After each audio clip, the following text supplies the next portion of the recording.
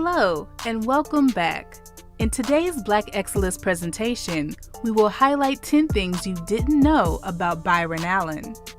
Welcome to blackexcellist.com, the site where we celebrate Black excellence, opulence, and affluence. Our mission is to inspire you as we enlighten you. Many of you may not have ever heard of him, but Byron Allen is one of the most powerful African Americans in Hollywood.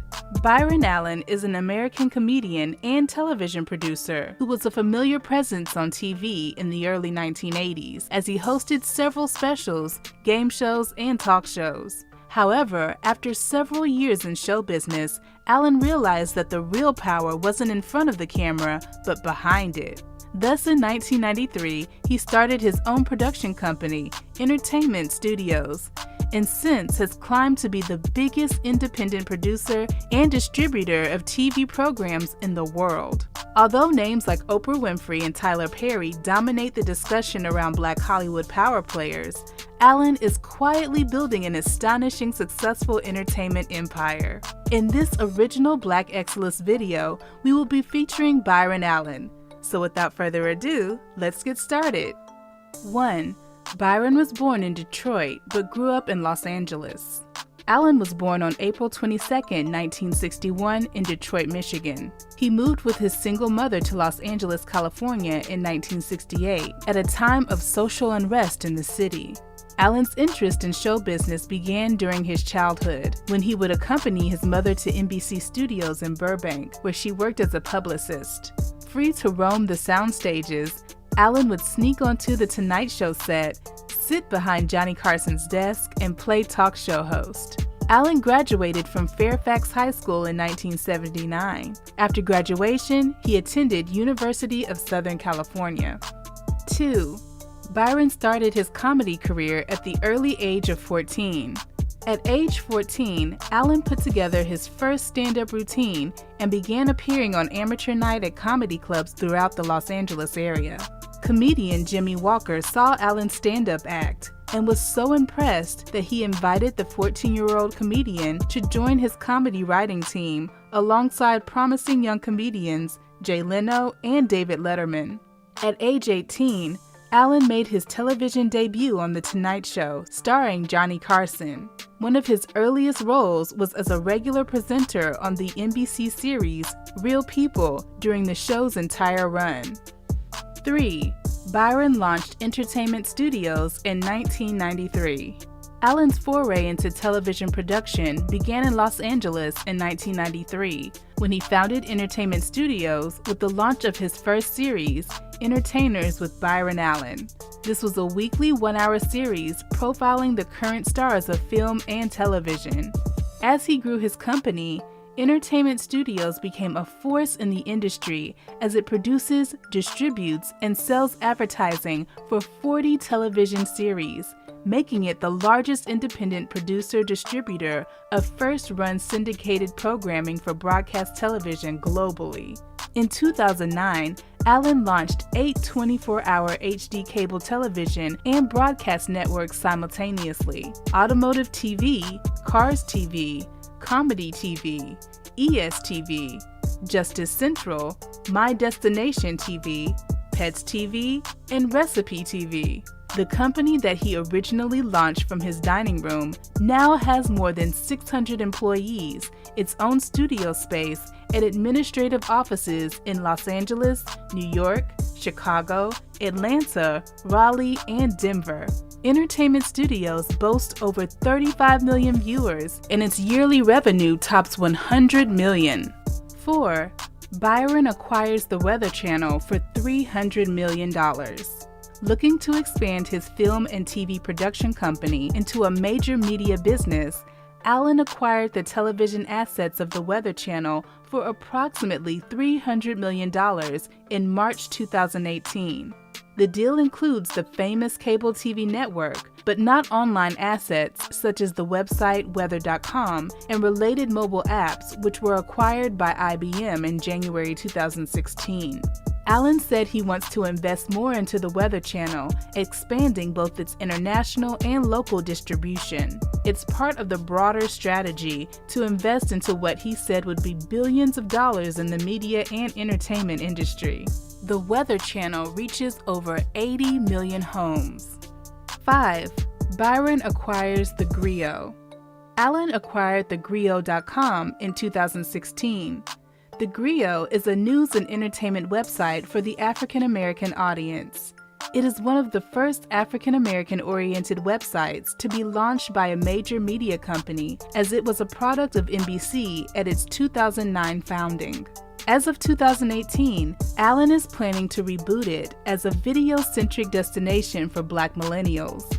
Allen's vision for thegriot.com is for it to become a multi-platform media powerhouse with digital properties, television and film projects, events, as well as e-commerce. The Griot ranked 11th in average monthly unique visitors in 2016 on the list of African American oriented websites with an average unique visitor count of over 2 million a month. We would like to thank Hayden T. Joseph and Company. They are an international tax team who can help American entrepreneurs and business owners expand and operate internationally. In particular, Hayden T. Joseph and Company helps American business owners expand to Southeast Asia. Visit www.htj.tax or check out their link in the description box below. 6. Byron has a net worth of $400 million. Allen has a current net worth of $400 million. However, after the acquisition of the Weather Channel, Allen claims that Entertainment Studios' investments are valued at around $1 billion. Byron's net worth will continue to rise since he owns 100% of his company. The comic-turned-media mogul recently purchased a Beverly Hills mansion for $17 million to add to his long list of assets. 7. Byron is pioneering a new business model for TV deals. This is how the typical TV production model works. The TV production company sells a show idea to a TV network. The TV network in turn pays the production company a flat fee every episode to produce a full season. Then the TV network is responsible for securing advertisers, as their goal is to make more money off ads than the cost of the actual show production. Byron does something that no other production company does. Rather than relying on the traditional model, Byron gives his shows away for free. Instead of charging the TV network for each episode produced, he picks up the tab for production and talent. In exchange, Byron is given the right to sell 50% of the show's available advertising time, which he sells directly to Procter & Gamble, McDonald's, PepsiCo, and many more. This model has proven to be very profitable for him, as he continues to reap more revenue off of the ads than the production cost of his episodes. 8. Byron filed $30 billion lawsuits alleging racial discrimination. Allen really wants corporate America to do business with Black America. He believes that this is the pathway to a stronger America and better race relations. And he's very serious in his mission to press for economic inclusion rights for persons of color. So much so that he has taken aim at the practices of Charter Communications and Comcast Corporation through an aggressive legal action in the tune of $30 billion. Allen's cases hinges on a little-remembered law from 1866 mandating economic inclusion rights for newly freed slaves. Section 1981 of the 1866 Civil Rights Act, combined with the 14th Amendment, was supposed to protect the recently freed slaves from facing racial discrimination when they tried to go into business for themselves. Allen asserts, "I took that law and put it on steroids." He has a $20 billion claim on appeal with Comcast and a $10 billion case pending against Charter. He maintains they are violating civil rights laws by failing to do business in meaningful numbers with African American media entrepreneurs such as himself. Although the lawsuits are still in motion, changes to the game are already being made thanks to Allen. Charter, for one, has added more racial and gender diversity to a board that had been exclusively white men. He was able to reach a settlement with AT&T, who he sued for having no carriage agreements with 100% African-American-owned media companies. Their new partnership helped him find a home for some of his programming on DirecTV and Uverse. 9. Byron is expanding into the movies industry. Allen is now part of a wave of independent distributors that have entered the movie market to make lower-budget movies. In 2015, entertainment studios became part of a relatively new set of players focused on specialty movies that rely on critical acclaim and awards buzz. But Allen acknowledges the challenges that streaming services such as Netflix presents to the movie industry by gobbling up acting talent and attracting more filmmakers into their arena. Therefore, he's proposing yet another radical idea that may help theaters adapt. Theater owners themselves investing into the movies. Allen hopes that he can work with theater owners to preserve the movie industry's business model in the face of competition from not only streaming services, but video games as well. If Allen is able to succeed at yet another pioneering idea that convinces theaters to invest into content that they already help market and brand, he's creating a win-win situation for his studio and the film industry as a whole. 10. Byron's advice. Allen has a bit of advice for aspiring content producers. He says, "People have an enormous opportunity now because I didn't have the internet 25 years ago. Now you have global distribution at the tip of your finger.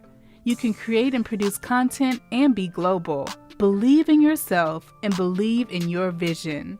Don't waver."